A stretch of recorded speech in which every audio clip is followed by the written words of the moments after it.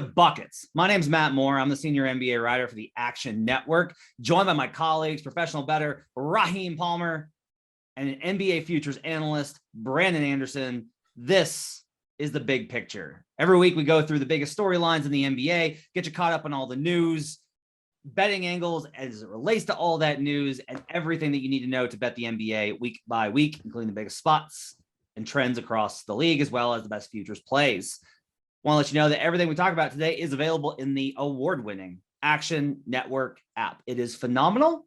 It is the best way for you to track your picks. You're going to get up to the second information on where the tickets are coming in, where the money is coming in, how the lines have moved, where the sharp action in, what models say, all of it. Plus, you can track Brandon and Raheem's plays in the app as well. Make sure to check out all the great podcasts that we also have, including the Action Network podcast with the boys on Mondays and Fridays as the NFL playoffs roll on. We're recording this on Monday afternoon, MLK Day. Number of games in the books. Celtics -6 already cashed for me. Yes, sir. As well as I have Wizards money line, which I did not get into track in the app. Yes, sir. So I'm off to a pretty good start, feeling good about things. We're going to talk about a number of things, including somebody that's not feeling so good. Guys, and that's Kevin Durant. Kevin Durant suffers Wojnarowski. The Nets did not give a return timeline. That 4 to 6 weeks is a reevaluation date. So it may be longer than that, depending on when he gets back. There's a number of impacts here on the Action Network app. You can find my article on it. And I went through and tracked down exactly how many games KD's going to be able to play if he returns. If he doesn't miss any games when he comes back, spoiler alert, he will.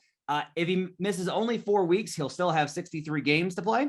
If he misses 5 weeks, it's 60. If he misses 6 weeks, it's 58. If he misses 7 weeks, it's 55. Most likely outcome, I think, is probably going to be in that 5 to 6 week range. The All-Star break definitely does help there. Brandon, real quick from you, do you think that Kevin Durant's MVP odds are dead? I don't think that they're dead, but I think that they are struggling. And part of it is, well, for me, between the three of us, certainly, I was never super in on Durant as an MVP candidate in the first place. Part of it, just knowing that he's going to miss some of these games, they're going to rest. You know, they have the eye on a bigger prize there. But I think because of that, because of what's at stake for this franchise, because of Durant's age and his injury history, which is a thing now, for me, we don't know. We're speculating. But to me, I'm thinking of this along like a 6 to 8 week timeline. Like, I think that the 4 to 6 is a get a look and then, okay, it's going to be another couple of weeks sort of thing. And then kind of an easing back in and, no back-to-backs for a couple of weeks. Like, I just think that there's going to be because this is a problem now, and because the 1 seed is likely gone, and because the title is still the thing. The title is always the thing, but maybe they had enough talent to do the title and get him MVP or something else. I think now you've got to prioritize goals, and the goal has to be just get to the playoffs, get Kyrie in the lineup, get everyone healthy, and get there. And so I don't think it kills it dead, but I would not be looking to invest in it certainly right now. Raheem, you are out on the Warriors, as we will discuss here shortly, in multiple ways. So Steph Curry's off the board. KD's banged up. Who do you think has the best value for MVP right now, given these injuries? Right now, this Kevin Durant thing is dead as fried chicken. So, like, when I look at the rest of the landscape, right now, we're looking at Giannis. I think, obviously, Steph Curry still has a chance because his team is still in good position. I know he's had a slump. But I think the value probably lies around, like, it's tough because I want to say Ja Morant, but his team performed so well without him that I think that might come back to bite him at some point. So I still think you got to put Steph Curry as a front runner. Jokic's team is just not good enough. Same with we'll talk about it at some point on this pod or another one. I will tell you the vibes I have noticed in Denver. There is a change. I think they have turned a corner on their darkest. I think the Clippers game was their darkest moment.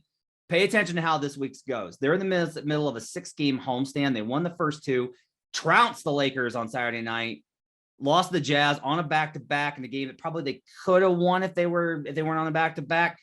And then they've got Clippers, Grizzlies, Pistons to finish out this homestand. I think now is a good opportunity to buy on Jokic. I don't think Jokic is done. But I will say this, Brandon, you gotta love this. If KD can't win it and Steph's struggling and Draymond's out, it's long shot city time, right? Yeah. Yeah. I mean, that's what I was looking at earlier is, I mean, I feel like, yeah, I'm with you that it's weird that the number on Steph didn't really move that much here. Like we had gotten to a point where Steph and KD were basically co-favorites. Depending on where you look, Durant was the favorite at some books, Steph at other books. Durant kind of gets taken out of the equation. Steph's number doesn't really move that much. Like it didn't shorten much at all. That's fishy to me. And it does feel, I know we're going to come back to the Draymond injury thing, but it feels like there are definite warning signs. Steph has not played as well as early in the year for about a month now, right? Since the 3-point chase, really. And ever since then, the Warriors are losing games. It definitely doesn't feel like this is just Steph's award. It's done. So Giannis is the default answer. But after Giannis, I don't love Jokic's chances. I don't love John Morant's chances at the award. I don't love DeMar DeRozan's chances. Let's just say that. So I was trying to dig for gold earlier and look, okay, so who is it then? Like, and I don't know who wins MVP from these guys, but digging for gold, I do think at the very least that there is some serious cash out value from some names, because I think that the field has whittled enough that we're going to get that stretch now where even if it is Steph, even if Steph is the guy, we're going to do the thing in February and March where we take a new guy for 2 weeks and we're like, oh, it's Ja. This is Ja's time and his rockets or his odds skyrocket. So couple names, and I know injuries, what I know the caveats for all these. Chris Paul, you can get at 100-1. The Suns are starting to run away as the top record in the NBA. Just saying, 100-1. Jimmy Butler, you can get at 150-1. The Heat are a possible 1 or 2 seed at this point, with the Bulls and the Nets maybe falling off. Butler's missed a lot of games, but we saw how good the Heat could be early in the season. Butler's advanced metrics absolutely make an MVP candidate. He's having an awesome year. Missed 16 games already.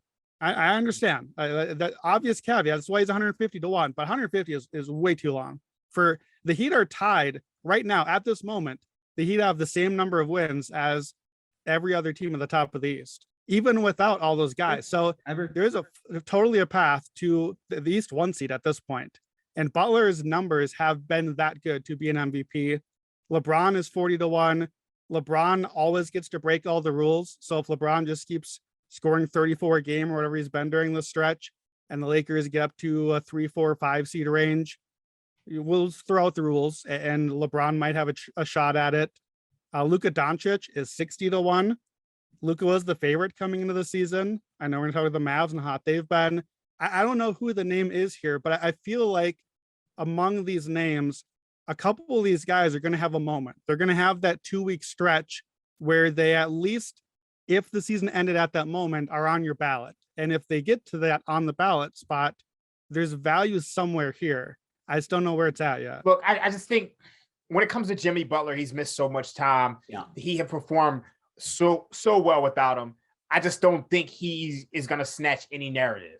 I think Chris Paul, he just doesn't have we all know his impact, but he just doesn't have the flashy numbers in those moments to get you there. To me, I just think you kind of got to go to the top guys, the guys with the records.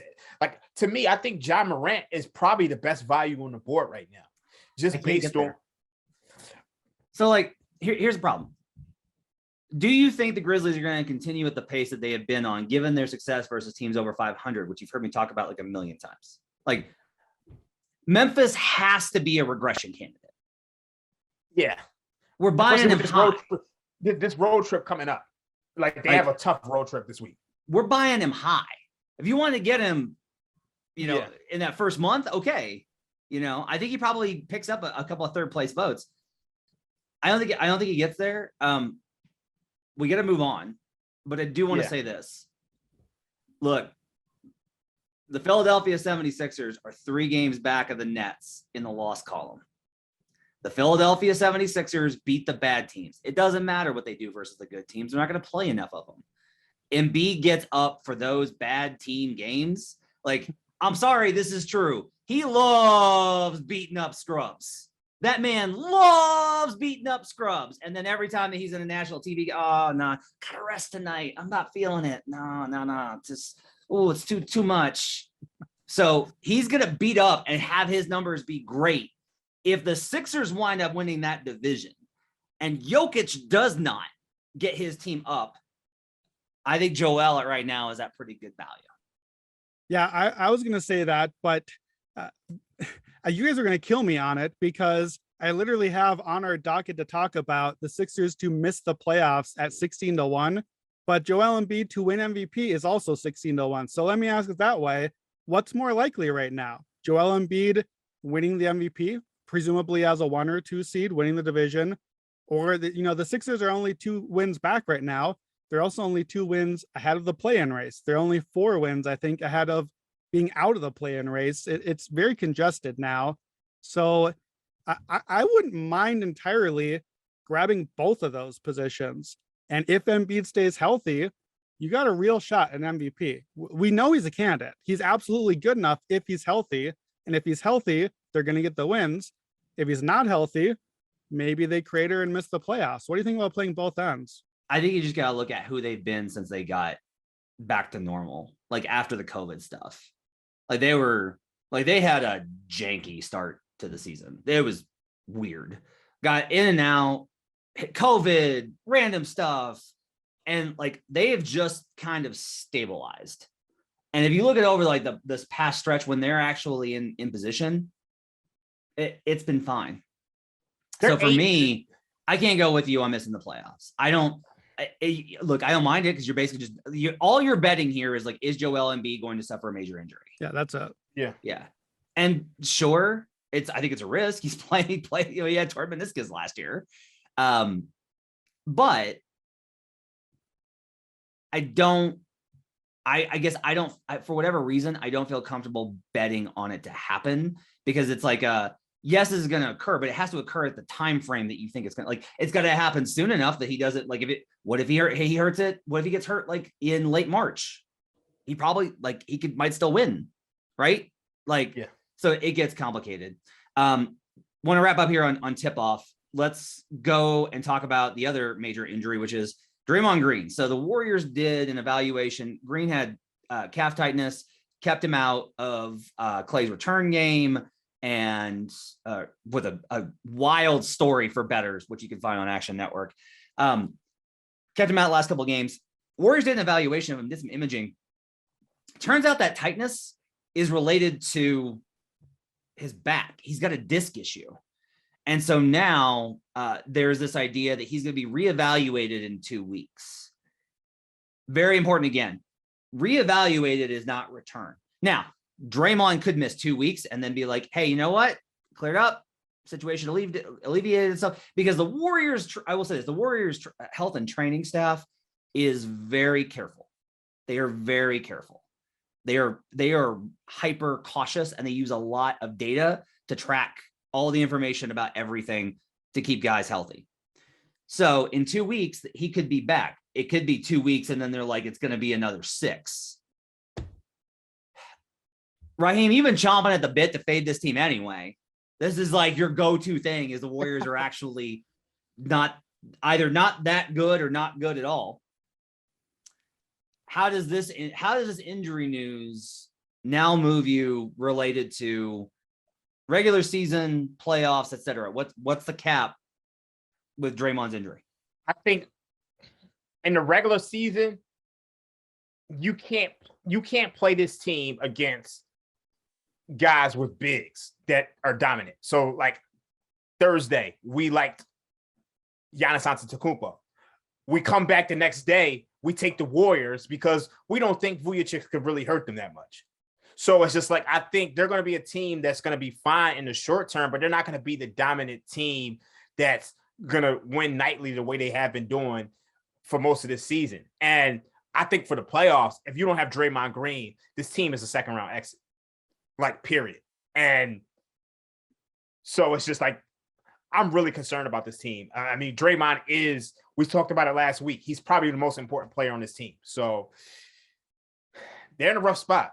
Hopefully he's okay. So they're absolutely not a title bet for you. I would agree that like short term, but the market's going to adjust on this. I think this is going to be, I do want to see how the market adjusts. Yeah. Like they're not going to lose, I don't think, every single game without Draymond out. Do you? Yeah, not at all. And I mean, obviously they won on Friday against the Bulls. So we'll see what the market does in terms of correcting for him. Mm-hmm. My inclination is that where cap on it was that the market's probably going to underrate him. But given the results, I wonder if there's going to be a little bit of an overcorrection as well. I think we're going to have to keep a real close eye on the number, pick the spots, right? I think there are definitely spots where we're going to have to go and be like, they don't have Draymond, they can't win this game. Yeah. But in general, I don't think that they're out. I'll just say this with injuries. I'm not willing to sit here and say like, well, Draymond's going to miss 6 months and that's it. Like the Warriors are done. Like Draymond could be back in 2 weeks. Like we don't know. Yeah. We just don't know.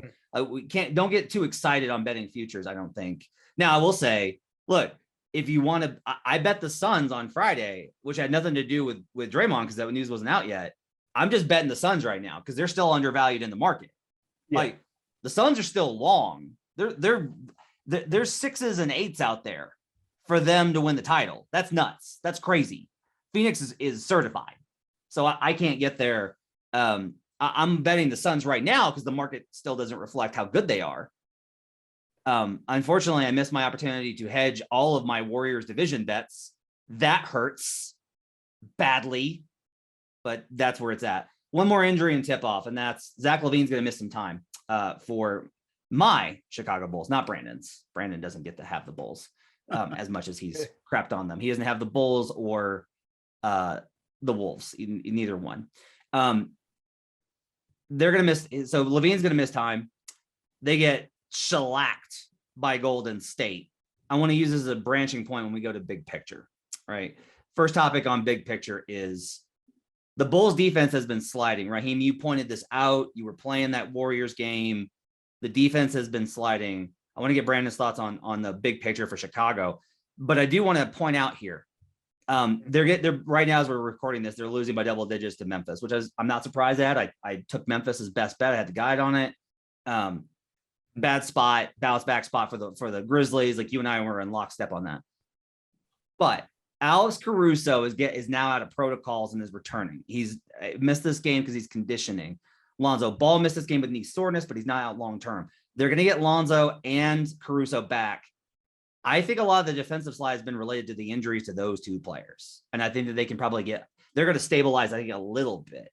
Are you just in the place where you're just like, nope, that early season was a blip defensively. I'm going to be fading the Bulls because their offense can't keep up. Like, how does this injury with LaVine and where are you at with the Bulls in terms of they've been sliding a little bit? I still think they're the Raptors. Like, and I mean, it's funny because DeMar DeRozan's on this team. So I still think they're going to be a good regular season team. And they're still going to be able to beat some of the bad to solid to mediocre teams. But when they're playing the Bucks or they're playing the Nets or they're playing the Warriors or they're playing even the Sixers have beat them twice. When you're playing a team with that superstar talent they're just better than any one of your guys, they're not the team to take. So I think they're a good regular season team. I don't think you can completely fade them. Similar to what we said about the Warriors earlier, you just got to pick your spots. All right, Brandon, what do you think about my Chicago Bulls and their futures, especially, the division odds, oddly, the books basically kept, no matter what happened, the books were like, nope, Bucks are not going to be big dogs. We're not giving you 2-1 on division. I'm not giving you 150 on the division for the Bucks. Don't care about what Chicago does. I'm not giving you the division odds on the Bucks. Can the Bulls win the division with how this season has progressed? Even if LaVine because I will say LaVine's come back from injury. Like that guy works hard to get back from injury. He's one of those guys I do trust to put the work in to get back.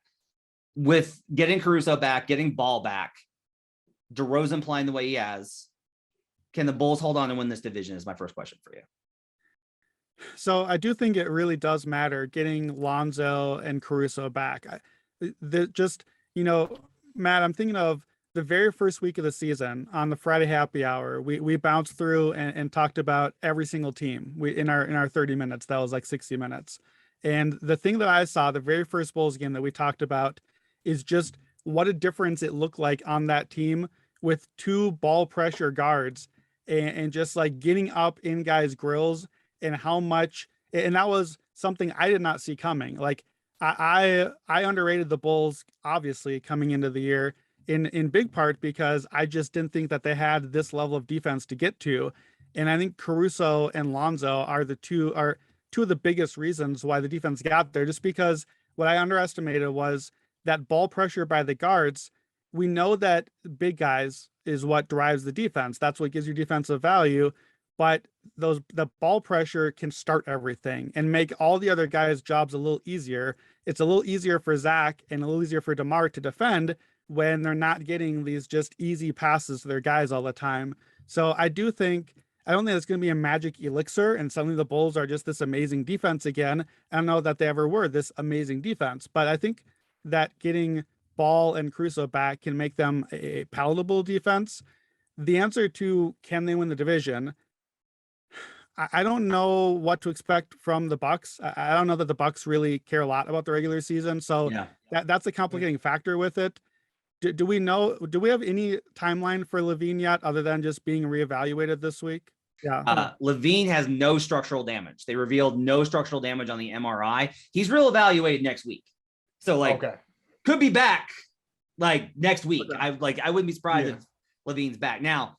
He may have soreness or whatever else, and it may just not because knees are tricky. But I will say, this is the biggest reason I can't get behind any sort of look, you guys know me. If there's an MVP series candidate to be had, I will bet them because I have so many long shots. I can afford to hedge as much as possible, and I just don't want to be left out.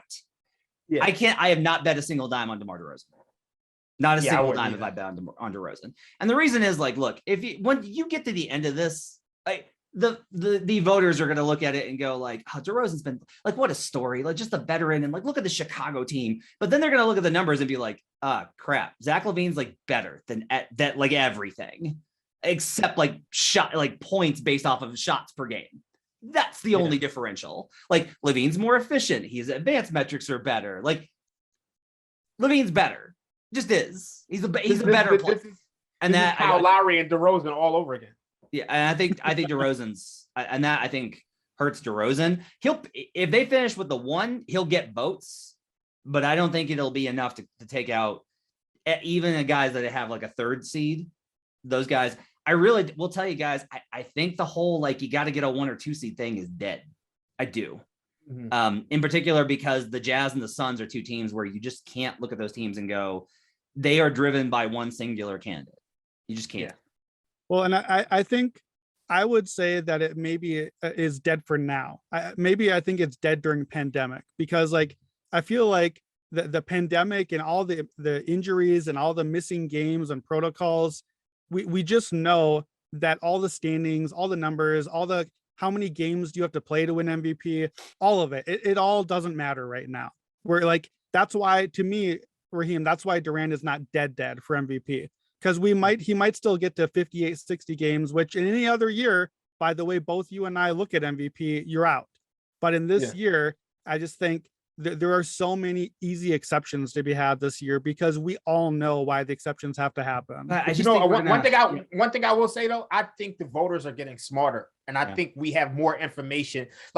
We have guys tracking BPM and all these advanced metrics that we didn't have in the past, so we quite understand that being the 1 seed doesn't mean that being a 1 seed and having the most points per game doesn't necessarily mean that you're the most valuable player. Quietly, the NBA has adjusted that voting list.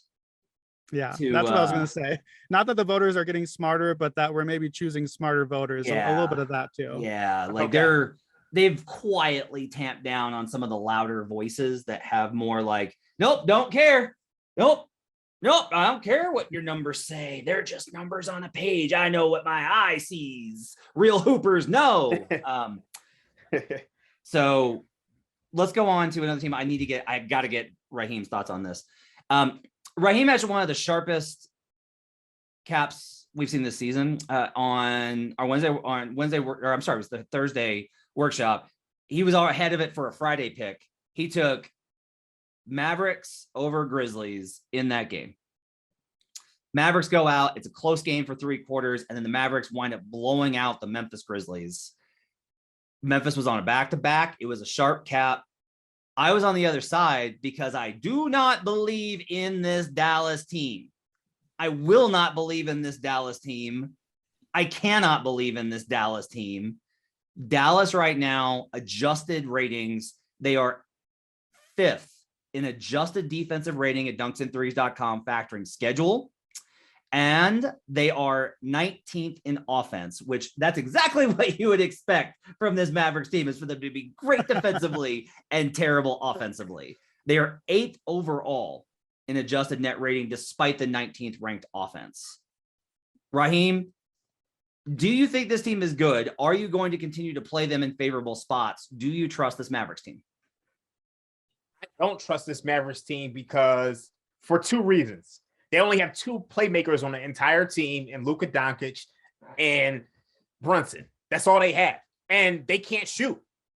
Like, you saw the game before they beat the Memphis Grizzlies. They were shooting like 20% from 3. This team is shooting 33% from 3. They're 25th among all NBA teams.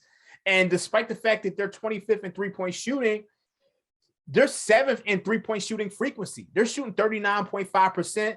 During that win streak in which they won 7 of 8, they just happened to be shooting a season high 38%, and you saw it come down to earth against the Knicks. So it's just like the lack of playmaking is going to hurt this team, and the lack of shooting. So I think they found something defensively, and I think a lot of that has to do with Jason Kidd, but I don't trust this team at all. They're playing tougher defensively, that's for sure.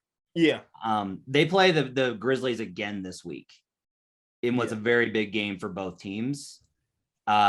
Memphis, I've got it right now. I'll tell you, I still have Memphis. I have Memphis as almost a 7-point favorite in that game based off of the season's numbers. It's going to be like 2.5.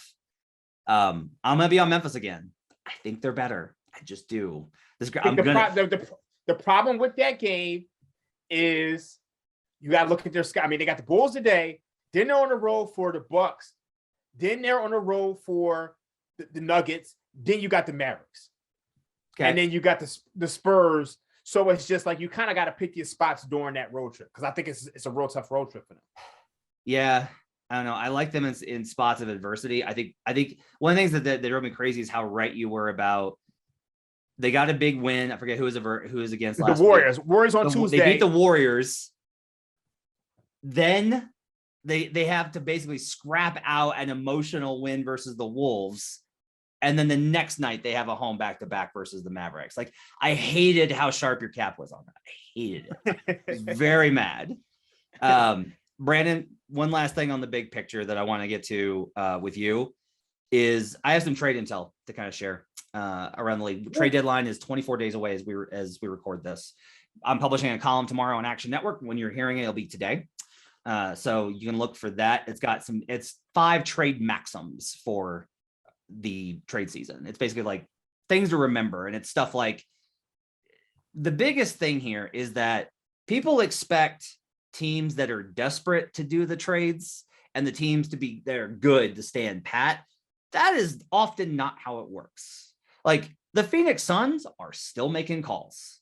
They are still out there looking for upgrades. They have the best record in the league, and they are still looking for upgrades, because like, that's how GMs think is, I have an opportunity to win a title. I need to do everything to maximize this window, versus the reason the Atlanta Hawks haven't just like shipped everyone out right now is no one wants to trade from a position of weakness. So they're trying to like evaluate what the market is and see where things are going. However, I do think the Pacers, the Blazers, and the Hawks are 3 teams that make a deal at the deadline. My question for you, Brandon, is if the Pacers make significant trades they can't trade Brogdon. He's ineligible to trade for a year after the extension, but Sabonis and Turner are both being shopped, and LeVert most notably. Do any of those names shake you as potentially shifting anything in terms of our playoff futures, playoff ability to win a series, those type of things? Because there is one potential move that I do think would shape things. So the guy in the Pacers that I've been watching for a while, and I don't know what the Pacers are going to do. I don't know if any of us know, but it's clear that Miles Turner is not long in Indiana. That's been clear for like a couple years now. I wouldn't have thought that he would have made it this far with them. And it's not that Miles Turner is the best or most talented player of that group, but to me, he might be the most scalable to a great team. Like, what is a great team with Sabonis being Sabonis? I don't know what that team is. What's a great team with LeVert taking his high usage, inefficient shots?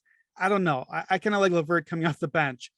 I know what a great team looks like with Miles Turner because it's that unicorn type 3-point shooter, defend the rim, elite rim defense. I've been dying for like a year for the Pelicans to trade for Miles Turner. That does nothing to the title picture, but assuming that Zion Williamson at some point plays again, Zion and Turner is like, to me, that's the perfect guy you want to pair with Zion. If it's not that though, getting that rim protecting center, like who can get Miles Turner? And there are teams who really need him. Depending on what happened with Brook Lopez, do the Bucks need to go get a rim protector like that? Is that their, even if Brook Lopez is okay this year, is that the long-term answer that you go get Miles Turner and he's the right age and fits the core going forward a little bit better? Possibly. I think the Warriors would be a really interesting one too, depending on how worried are we about Draymond. Do we actually need somebody to come protect the rim and cut the mileage on Draymond? And again, is this another bit of a long-term answer? Are we going to cut the cord on the Wiseman thing and go get somebody that's actually ready for our guys right now? And do we need a traditional big man to match up with whatever the guys coming in the playoffs? So to me, Turner is the guy that I would be most interested to see where he would end up. The issue there, Sky Agnes, who covers the Pacers, reported that he's getting a second opinion on his foot. There are bad rumblings around the league about his injury status. I want to make clear that I have not reported on such things and will not, because to me, a lot of this noise seems very much like trying to bring down potential trade value. Yeah. So there's definitely smoke there with him getting a second opinion, but that's something to keep in mind that Turner might not. I love the LeVert to the Cavs idea. I love it. I just think it fills such a need for them after losing Sexton and Rubio. Just a guy that can get them so that the offense doesn't stall out in the perimeter. They have so many things going for them. Garland's playing at such a high level. If they can get LeVert without giving up significant assets, I love that move for the Cavs. Mm-hmm. Have you heard anything about Boston? Because I'm really curious because they have to do something. Obviously, It feels like they need a point guard. They do not agree, sir. They do not agree that they have to do something. Their entire target is basically looking for, they want to add and they don't want to disrupt things. Like their whole thing, and this has been consistent, they want a third star to go with the Jays. If you want Marcus Smart, you have to offer a star player for him, which everyone in the league is like, you've seen Marcus Smart. We know you like it, but you've seen Marcus Smart, right? So I honestly think that if there's a move to be made, it's going to be one of those where they use a trade player exception and they take a swing like Fournier last year. I'm at the point where I just don't think Stevens, I have real questions about whether Stevens is willing to make the big move. That's my thing. With a team that he coached. These are guys that he has brought up, that he has developed, that he has won with. I have questions about whether Stevens is going to be willing to do, because Danny Ainge was cold-blooded. The year Isaiah Thomas was in the MVP conversation, Danny Ainge walked into, I had a third party tell me this, walked into the locker room. It was just talking to the guys. It was I just need you to know that I will trade any of you, if it gets us banner 18. That's Ainge. And I don't know if Brad's built like that. And there's ups and downs of that, but I don't know if Brad's built like that. Wow. Let's do Back to the Future. In this segment, we are going to take a look at a future that we think is based off of where we're at now and the knowledge that we have now. Where do we think the best value is? So, Brandon, let's start with you. What is your best future for the week? So I am going to the Cleveland Cavaliers, and I'm hoping that they maybe do trade for Karis LeVert. I wouldn't mind that on the Cavs. The Cavs right now at Bet Rivers are plus 2,500 to win the division. We talked before about, will the Bulls still win the division? Can they still win it? Will the Bucks do it? So right now, the Cavaliers are only 1 win back in the win column. They're 2.5 back because the Bulls have missed a few games there from the Bulls, but they're right there. The Cavaliers are number 4 in net rating. They're number 3 in defensive rating. They're still top half of the NBA in offensive rating. And they already have missed 6 to 8 games from Mobley and Allen and Garland, their big 3. So we've already seen them, like they're by SRS, by the ratings we look at, they are, by many advanced metrics, the best team in the East right now. None of us think that, but the metrics think that the Cavs are the best team in the East right now. I'm sure we all follow different people on social media that are only the numbers and that have had the Cavs as like the East favorite for weeks and weeks now already. 25-1 to win the division, with the Bulls and the injuries that we're looking at now, and just not really knowing what the Bucks really care to do here. Does Giannis miss a few weeks, or do they just kind of rest into it? The Cavs are going to go. The Cavs are going to go all out for this. So I just think their defense gives them a high ceiling. They're at 26 wins, but at the metrics of a 29-win team. Again, with futures, 25-1 is not saying I think the Cavs are going to win the division. Sure. I just think the Cavs are going to win the division like 10-1 or 8-1, and that 25-1 is immense value on what the number ought to be. They're as close as they're already. I'm making an executive decision on this podcast. We are not allowed to use the phrase "I don't hate it." I'm banning the phrase "I don't hate it." Okay. And it's not just Raheem, because he's gotten me doing it too. I've listened to Raheem enough that I've started saying I don't hate it either. And that doesn't fit my brand. My brand is actively hating a lot of things. I like this bet.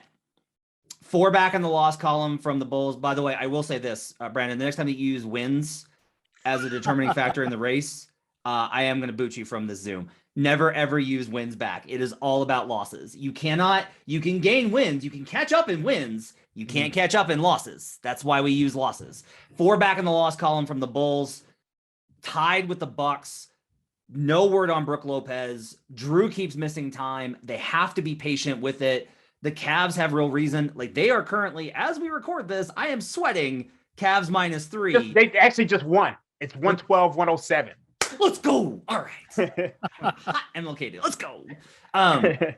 So I like this bet. They win big games. They find ways to win. They should have lost that Thunder game, found a way to win it. I actively like this bet. Raheem, what do you think? I like this bet as well. I think you're getting a ton of value at the price that you have it. Obviously, you mentioned the Bulls. We don't know what's going on with the Buccaneers, the Bucks. So it's just, look, they're in championship mode. They're just looking to get to the playoffs healthy. So I really like it. All right, Raheem, what's your future for the week? My future for the week. Actually, I'm gonna let you go first. Okay. My future for the week: Pelicans at DraftKings under 11.5 seeding plus 115. If this was the Action Network podcast, this would be the stink of the week. That is what this would be, because this is wretched. Look, the Pelicans, when they have their full assortment of guys outside of Zion, when they have Devontae Graham and they have Brandon Ingram and they have Jonas Valanciunas and they have Josh Hart, they're something like 8-5. They're actually winning games. 8-6 now, I think, after today. Like, they're winning games. And they don't have to win a lot. They just got to win more than any team that tries to bottom out behind them. So if we're looking at 11.5, I got to get the 15th, 14th, 13th, and 12th teams behind them. They got to be better than 4 teams. Rockets and Thunder, they're going to be better than. We know they're going to be better than the Rockets and Thunder. I got to be better than 2 of Spurs, Kings, Blazers. They're 3 back in the loss column from Portland. I think there's a very good chance that Portland pulls the plug and just starts tanking their face off, even with Anthony Simons playing as well as he is.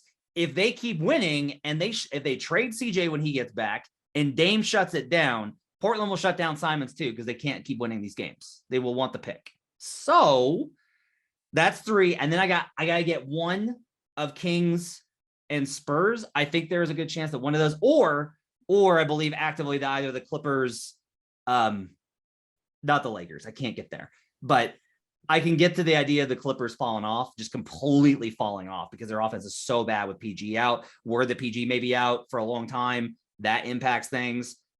I actually think the Pelicans, and especially I was not going to bet it until I got a plus number, but I got a plus number at plus 115. That's good enough for me. I'm taking the Pelicans to not be a bottom 4 team in the Western Conference.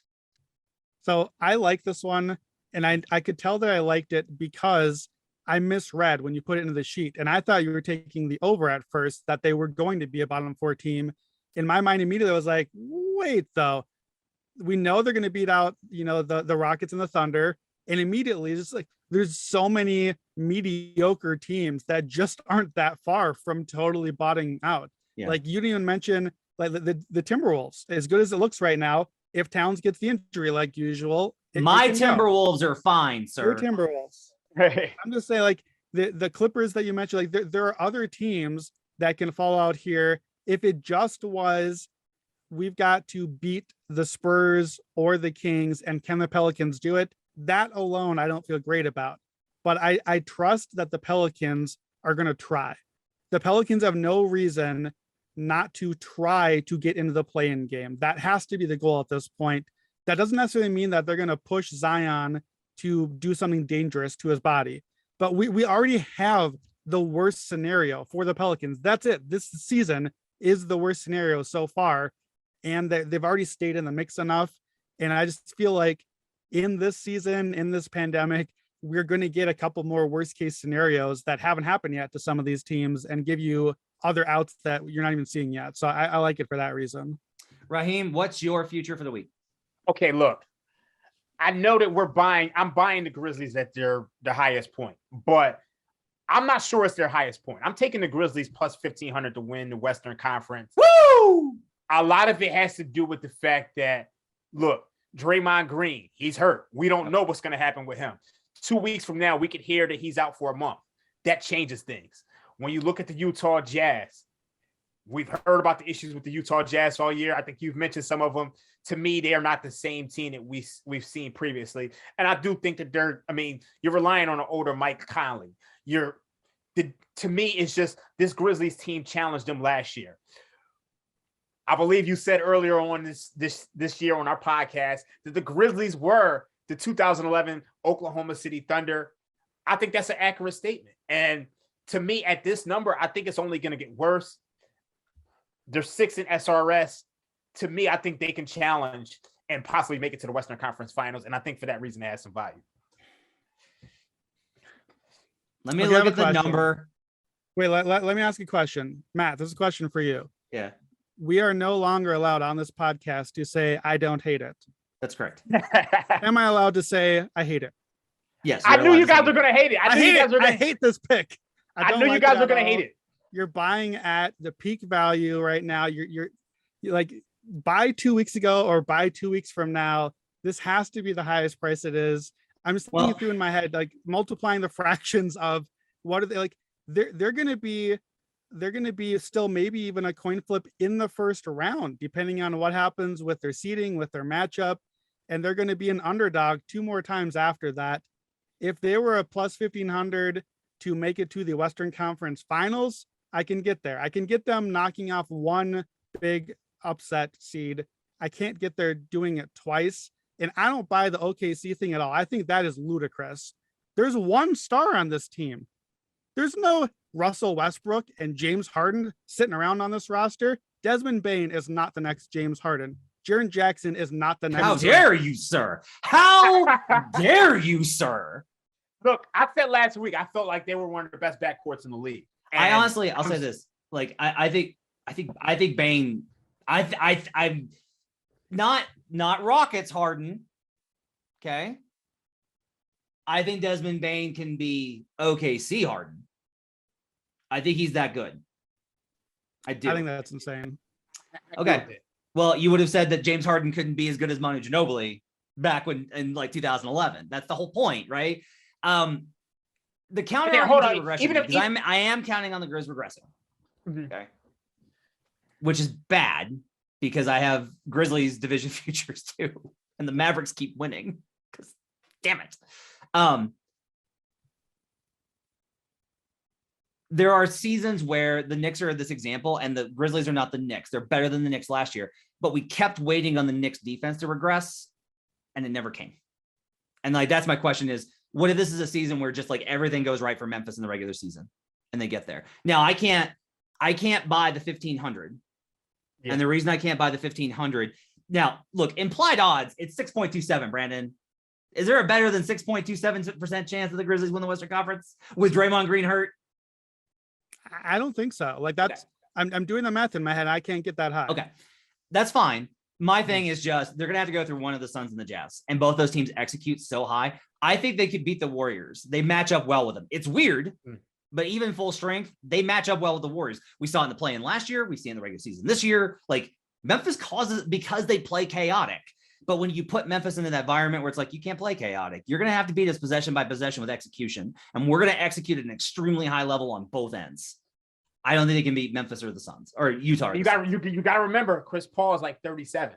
Okay, fair. That's a fair point. And he's going to have to deal with Ja Morant for 7 games. That's true. I think there's going to be at least one to win 3 series. I think at least one of those series, barring, credit to the Suns from last year, they got to the finals, barring the Suns' luck where the injured guys kept lining up from one round to the next. And that could happen. This is a weird year. But if you actually play a full strength team at some point, I think the Grizzlies are going to be like 25 or 30% chance to win a round. Yeah. Somewhere along the way. Fair. And when that's the case for one round and you still have to win 2 other rounds, neither of which you're going to be a heavy favorite for, like, at best, coin flip. Yeah, let's just wait and roll it over. Let's just wait and roll it over. Tank. Yeah. You know what? I got a hot take right now. Either Dallas or Memphis is going to the Western Conference Finals. Woo! All right. Well, I'll see if we can get somebody to put that prop up because I would like to see that. That take is called Raheem hates the Warriors. Give me the 4 or 5 seed to play the Warriors right now. All right. Let's go wrap it up for buckets for a Tuesday. Thanks for joining us on The Big Picture. We'll be back tomorrow, 7:00 Eastern, Tuesday night with the Wednesday workshop. Then again on Wednesday night, 7:00 Eastern for the Thursday workshop. You can check that live on YouTube on the Action Network YouTube channel. Thanks for joining us, everybody. Make sure to give us the 5-star reviews on Apple and rate us on Spotify. We need those reviews. Help us out. Listeners, we love you guys. Thanks for joining us. We'll see you guys again next time. Let's get buckets.